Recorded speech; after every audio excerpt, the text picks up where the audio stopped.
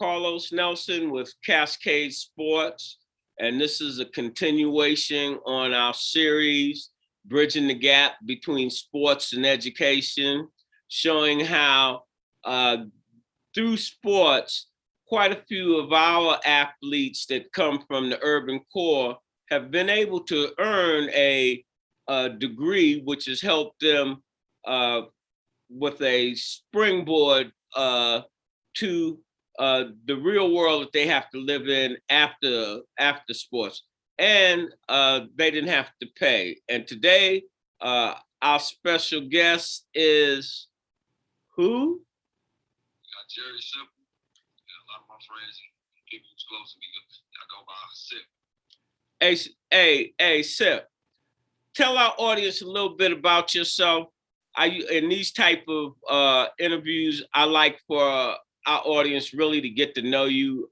My classic line is "Go back to kindergarten." That basically is saying to the first time you can remember, who you were, and give that journey through life, how you got to where you're at now, and give the props to the different individuals that help you achieve certain goals on the way.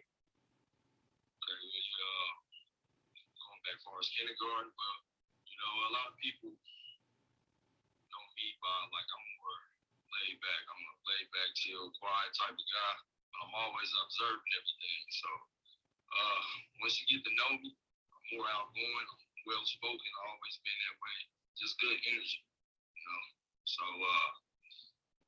really just growing up in a lower community, low class community. I've seen a lot of things, experienced a lot of things, but they helped me mold me into the man I am today. And like my mom, she's definitely like my number one supporter, my inspiration. Like so many things from her, she just told me, she gave me the resources I need, to become the man I am. Go back to your lower grades. When did you first start playing sports? I've always been into basketball ever since I was like 4 years old, but I didn't really get into like organized. What's the first team you played for, and what grade was you in? It was the Knights. It was the Kansas City Knights under Coach Mark Deemer. I was in 5th grade. What was that experience like? Go back in your head. Man, Coach Mark, man, he was tough. He was tough. It wasn't no excuses, man. He taught us how to be responsible at a young age, really. We didn't really understand it at that time, but now we go back and look, we like, yeah, we thank Coach Mark.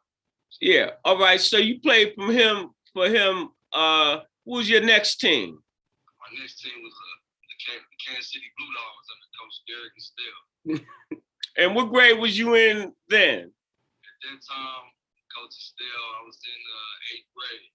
All right, run that down. What was that like? You had already learned in your previous about discipline, a little something. What was you learning when you was with the Blue Dogs? Coach Still taught us pretty much how to be confident. Just gave us the opportunity to be ourselves. When whatever we was good at, we put it out there on the floor. What position did you play? I was more of a combo guard. I played the 1 through 3, pretty much. What was your height and weight at that time? At that time, let me see. So 8th grade into my freshman year, I was probably about maybe 5'11", 6 foot.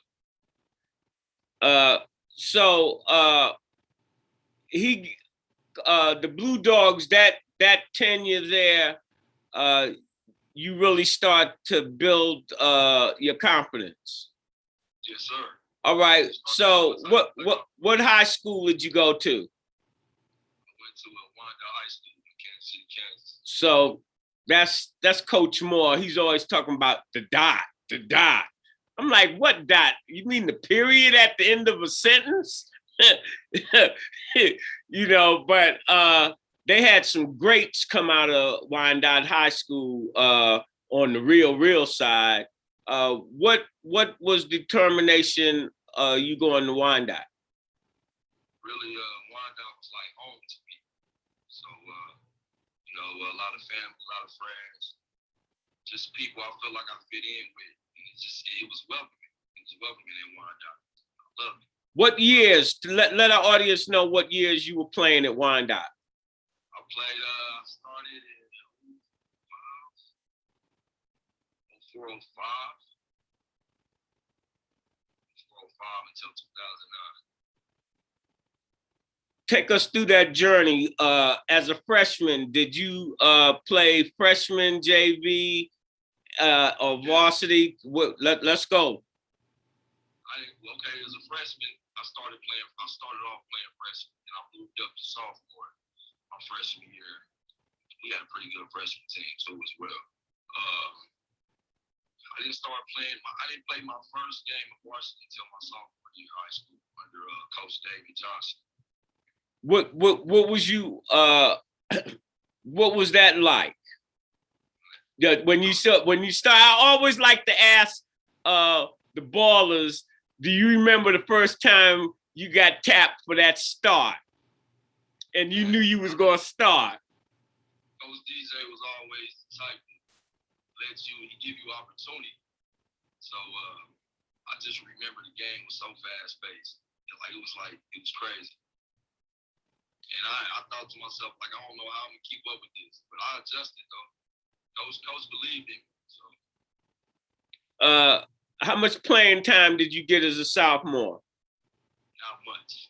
I gotta be honest. I didn't get probably maybe about 5 minutes. Who was you playing behind? I was playing behind. It was one of the twins. We had twins that go by Dan and Don Rowe. They had a little game. Oh man, they could hoop. They could hoop. I looked up to them. Yeah, well, that's the thing. See, you telling in your story, if some of these younger ballers are listening, they understand that wait your damn turn. Yeah. And it's nothing wrong with looking up to an upperclassman. Some of these cats come out, I'm this, I'm that.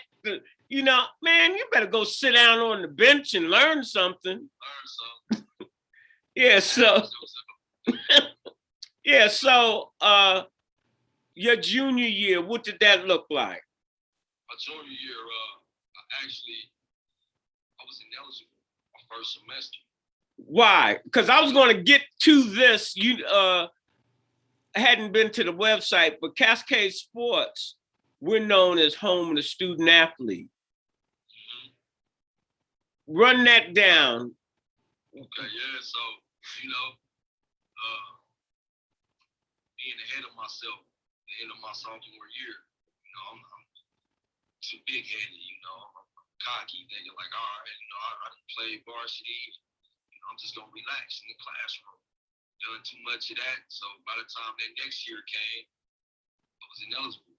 And you know, I put myself in a position where I'm like, you know, dang, coach depended on me. He depended on me this year. And I let him down, I let myself down, I let my teammates down, I let my family down. That's the next thing I was gonna say. How did the family feel about that? Or did sometime that you can hide it? It wasn't no hiding there, you know, because they were prepared for me. Like, hey, look, we gonna get you started this year. So yeah, it was a disappointment. You know, I had to get myself together. Pretty much. What was the process? You know, just focusing more on who I was around. You know, I got too comfortable around certain people in the classroom, even you know, out of school. You know, it was mainly out of school. I was into the things I shouldn't have been in. Hey, athletes. Now you the second athlete that each one of y'all stress different things, but I think one of the major things that need to be stressed, who you are around. Exactly. And that hasn't been stressed in my programs previously to an extent. You know, we talk about getting your books and we talk about that, but your environment and that's what caused some of your demise, or am I putting words in your mouth? No, I mean, yeah, that he was right. I mean, you're right, pretty much. It was that caused, me not to focus on what was going on and what I needed to do. Doing things that was going to intrude into my education. Not only that, because you need an education to be able to play. So I had to figure all that out. So your senior year, what was that like? My senior year, it was something new to me because I started from the get-go. Like, I prepared myself to play the whole season, prepared myself academically. It was a good start. I lost my stepfather that year. So, that was like, that was kind of like a burden for me that a lot of people didn't know. So, when that happened, it just kind of set me back a little bit, mentally. And it was hard. It was a hard thing for me, but I don't think a lot of people understood that. Talk about that a little bit, the burdens that one goes through losing a loved one and coming from the urban core. I don't know what your home situation is and how that affects economics and all of that. Run a little bit down. I mean, like I mentioned at the beginning, I was raised by my mom. She was a single parent at one point. Then I met my stepfather. He came and helped me. He was also a wind-out man as well. With him in my life kind of helped guide me through certain stages of my life to get me on point, keep me in the right lane. But yeah, man, when losing him, it was like I lost the other side of myself. So, like, he was like one of my biggest supporters. So losing him and going into my senior year, knowing like how hard I worked that off season, setting goals for myself, and for him not to see that was just like, it was breathtaking, man. It was tough work. So what kind of season did you finish with, and did you have any offers? Yeah, I did. So my senior year, man, I had a solid senior year. I had other good teammates, Trinity Hall, Portland Banks, to mention. I can't really remember my numbers. I think I averaged about 10 points a game, maybe a few assists, a few rebounds. But truth be told, I honestly think my junior year was my best year of high school. What was your best attributes as a player? Best attributes, I would say my energy, and just my hustle, my drive into the game. I left everything out on the court. What did you learn from warming that bench, and that you can relay to players that will be going through that process? I would say it was more like just being patient, learning how to be patient, and learning how to just prepare yourself to be ready when it's your time. And at the same time, don't be discouraged. It kind of gave me the fire to really just work hard and do things that other players weren't doing. So, All right. So your senior year, how did you decide what school you were going to go to? Okay. So my first recruit was from Independence Community College. I was initially going to sign there. I remember, I think it was November or December of the first semester. So I ended up waiting. And by the time I made up my mind to sign there, the coaches had got, I think they transferred the coaches. The coaches left. So like I was in a situation where it was tough. I had a few choices. I had Indy, I had Kobe, Community College.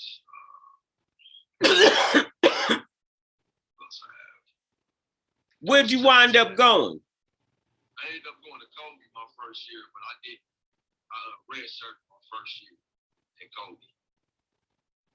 what you do your second year? What transpired? I ended up going to Neosho County Community College. Did you play there? Yeah, I played there with a bunch of great athletes there. Well, let's talk about that. Oh yeah, okay. Coach Coombs, one of the coolest coaches I had. But he'll give this impression he was too cool, but that man was dangerous. He was dangerous and he was about his business. But Coach Coombs, man, he molded me into a player I needed to be in junior college. Talk about what you say he's dangerous. He molded me. What were some of the things that you admired about him that you took to heart and say, I need to put this in my toolbox, how I need to do whatever? Pretty much leaving it out there on the floor. He showed me the importance of, hey, this is junior college. This is only a 1 or 2 year thing for a lot of you guys. So you're going to look back and you're going to be like, hey, I missed junior college. So it was more like, I need to do this now instead of waiting. So living in the moment? Yeah, doing it in the moment. So it was like, I'm not going to take nothing for granted. I need to do this now and I'm going to leave my mark. So, what kind of coach was he when it came to academics? Academics first. We had study hall. He was on us about that. Pretty much, he would check on all our teachers to see how we doing in the classroom. We had to sit in the front of the class. He was on point about that stuff. Where you wasn't gonna play. Oh, you wasn't gonna play? You wasn't gonna play. No, he didn't care. He wouldn't play his best players if he had to. Oh, old school. He was old school. Don't let him rub his hair when he started doing that. So I lost so much weight, so much running. He did.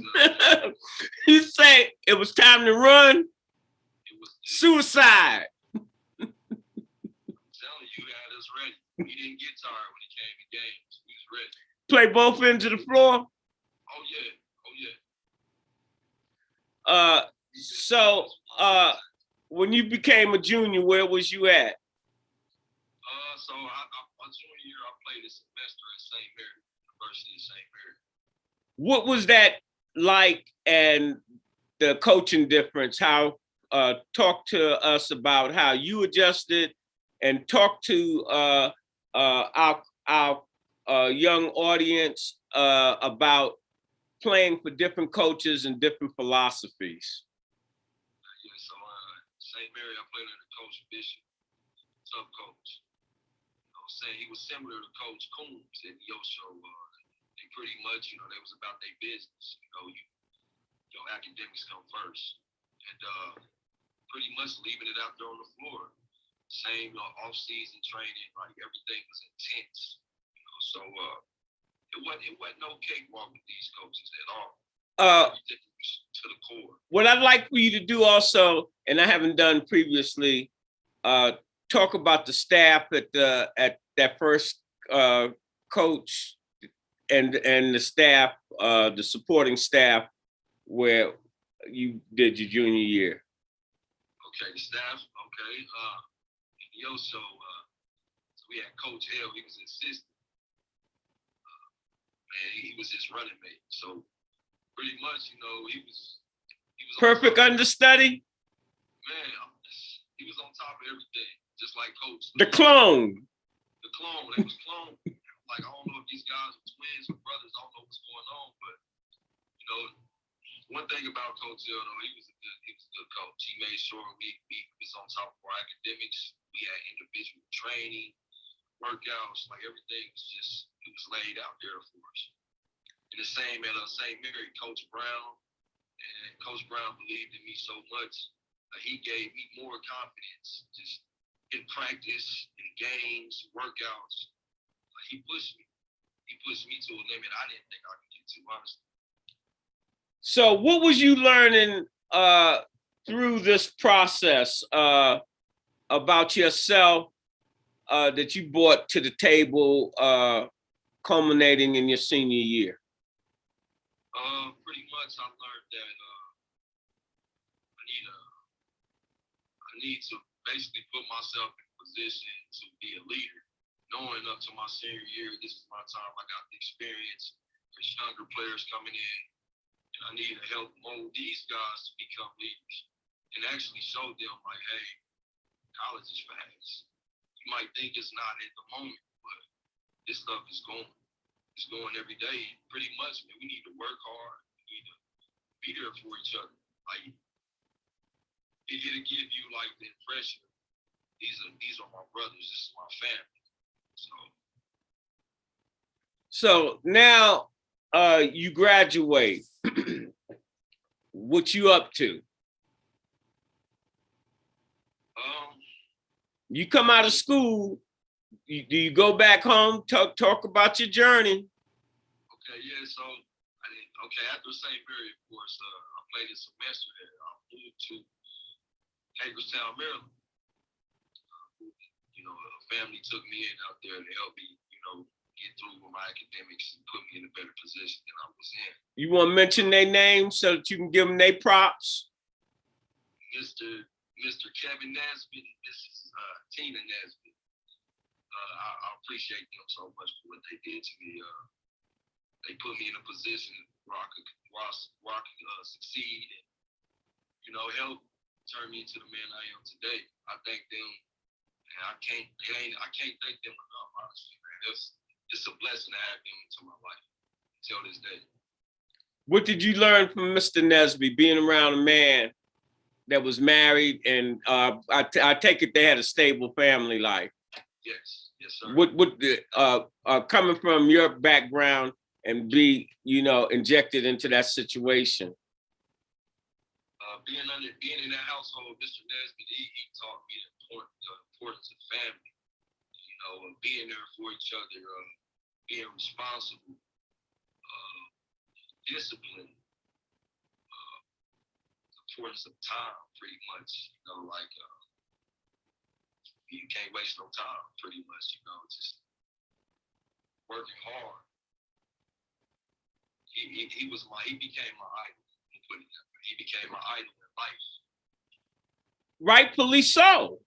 When you turn around and you look at the world and look at how men, women, and everybody shuck the real responsibility, they have a facade of picture, look how happy I am on Facebook. But when it comes to the real due diligence of setting that example and putting their time, their money into a project or someone like you, that's, you know, I think you should hold him in that high regard. So you leave there, go on with your journey. Okay, so yeah, my senior year I played at Salem University with the coach Unger. My senior year was my best year of college, period. He put me in a position. What was his first name? Coach. Do you know where he had coached previously? I don't. I know he's from Indiana. Oh, because there was a Martin Unger at UMKC, assistant coach, and then he took a head coaching job. Okay, no, that's not him. Oh, all right. Go ahead. Yeah, Coach Unger, man, definitely one of a kind, one of one. What was different about him? Coach Unger, he was well. He definitely, I say him and Coach Coombs had similarities when it came to loyalty. He was about his loyalty, he was about his word. Yeah, one thing I could say about Coach Unger, he kept his word. And man, he didn't like his germs. The man did not like his germs. He told me the first time I met him, I shook his hands without no gloves on. He said, "It's the first last time we're going to touch our hands." And after that, it was all gloves. He was a germaphobe for sure. I remember that about him a lot. But, you know, the biggest thing about Coach Unger was his loyalty. He pushed us to be, it wasn't just basketball. It was more like, hey, you know, you guys need to get a degree and you need to, you know, become a man. You're done with school. Loyalty is a trait that is somewhat lost because of, we talked off camera, you're a product of your environment and what we see. You know, we see that people say all of this, but as soon as something happens and there's a slit in the veil and you really see, oh, the wizard, it doesn't have any clothes on. Yeah, right. You know, so that's what Cascade Sports and my organization, I treasure loyalty and trustworthiness above everything. And I talk to the employees and I try to talk to the people around me. When you break trust, then what happens, it's hard to build trust. And then when I need to trust you on some serious stuff, I have doubt. And when you have doubt, that messes the whole equation up because I can't go directly. Yeah. Yeah, I can't depend on you. You're supposed to be one of my soldiers. That was his mentality. Yeah. If we trust you, it's just have to lose. It is what it is. How did that play out on the floor? Now you was a guard, and what I say normally, Point guard position. Yeah, that's what I'm getting to. It's a minute left in the floor, and the game is tied, and you only got one timeout, and your team gets out of sync.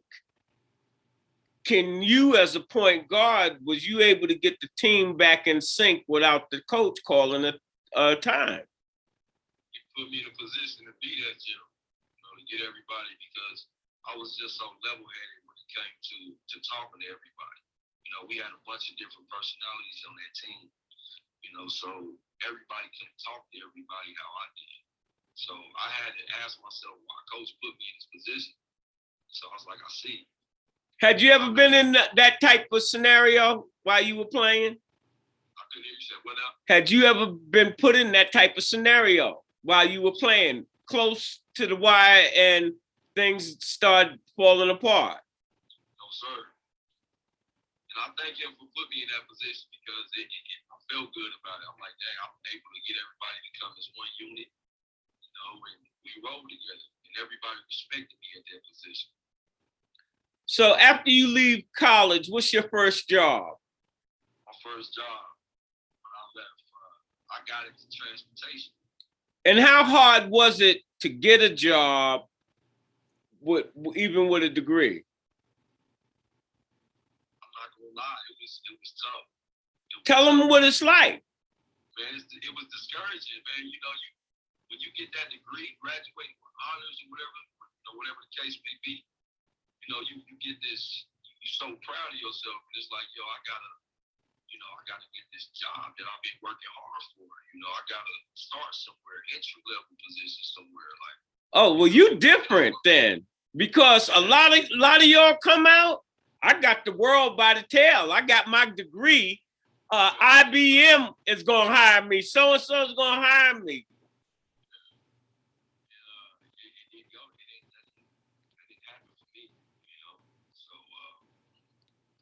I had to look at the other routes. You had to look at plan B and C. Hold up. Did plan B work out? Or did you have to go to another plan? Talk to them. Plan B didn't work out. So, I actually continued to play ball when I graduated. I played for a semi-pro team, the Kansas City Soul. I actually moved back to Kansas City. I played for the Kansas City Soul for a season. And that's when I got into actual work. I had to take care of the kids. So, yeah. And that means swallowing a bunch of pride, a bunch of self-esteem, and really coming down, damn, I got to take care of my kid. I got to take care of myself. This is not working out. So,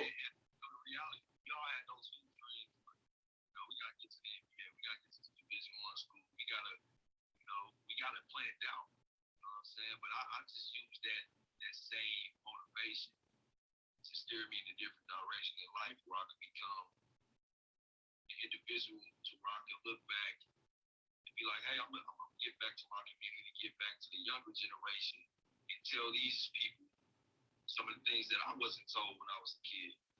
So, I didn't look at it as a negative. It was a positive. Everything was a positive situation for me. It turned out a positive. And so now you moved up a little bit in the job market to another position. Talk about that, and what does that feel like for you?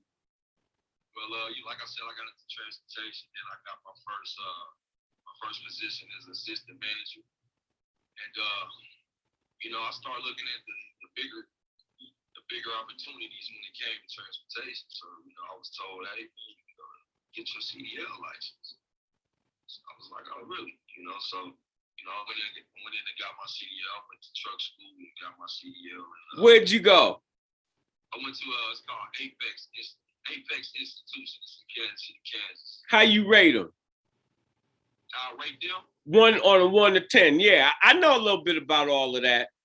Okay, I give Apex, I give them a 10, honestly. You do?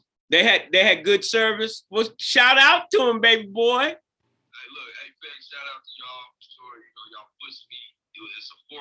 They challenge you to get your CDL in 4 weeks. That's a month. That's quick. Mm-hmm. Yeah, they do their thing there for sure. It puts you in a position that it could be a life-changing position for you as far as a career working. And the income. It's all about the real in God we trust. Them greenbacks. Oh yeah. And that's made a difference in your life. It made a big difference in my life. A big difference. So it put me in a position where I start seeing the real in people come out. And I had to isolate myself. I like that. Hold it. You just got to do what you got to do. That's it. You got to do what you got to do for your well-being, not just yours, your kids, your family, your family's family. But as I was telling you about our network and all the different channels we have, what a lot of people don't understand is the journey you took.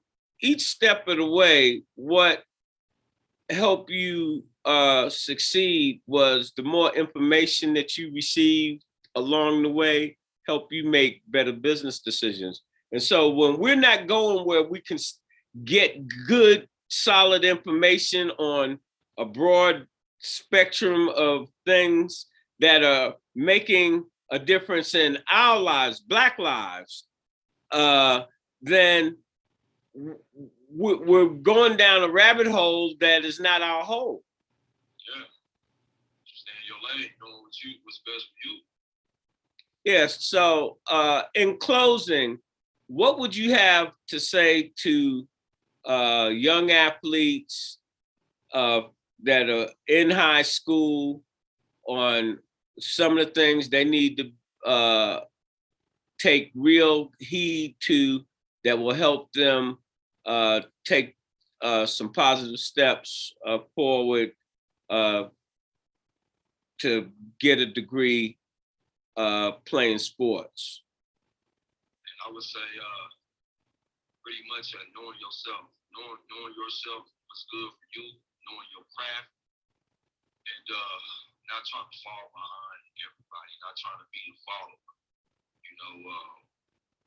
Pretty much putting yourself in a position to be an icon, a positive icon for the new generation. Challenging yourself, read books. Pretty much just putting yourself in a position to just be a leader. That's what I can give people. If I can give back and tell people, some type of motivation. Be a leader. Know yourself. Don't try to fall into somebody else's, to their path, into their footsteps. Don't take footsteps after everybody else. Know your craft. Yeah, with that being said, as we always say in wrapping up, when you invest in your community, you're really just investing in yourself. And also for all you ballers, y'all already know what's up with Cascade Sports. We go hard in the paint, and I mean we go hard. This program is brought to you by the City of Fountains Coaches Association.